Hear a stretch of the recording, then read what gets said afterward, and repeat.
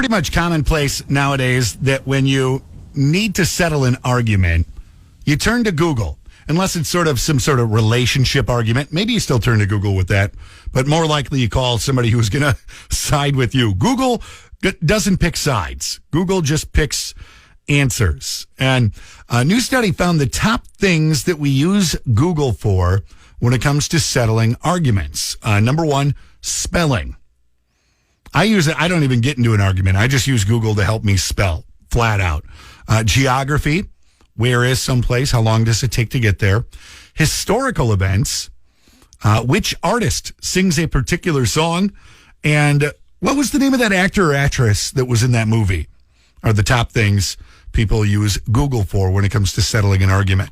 Now, if you're of a certain age, I would say over 20, you may remember a time when we couldn't do such a thing. And you just had to either A, figure it out, B, write it down, and hopefully you have that piece of paper with you next time you go to a library so you can search something in a book, or B, you just never knew. There was plenty of stuff growing up that you would, who had the most career home runs in 1973? You may never know the answer to that question. But nowadays, all you got to do is Google it.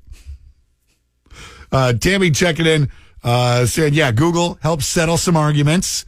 My Google Home Mini answers and ends a lot of arguments. Luckily, no one has thrown it across the room when it didn't side with them. See here, Marcy says, Google won't change the minds of people who refuse to believe it, though. Very good point.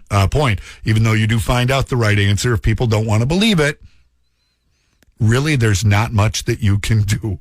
Next up on the Joe Show, big news for summer in Clear Lake.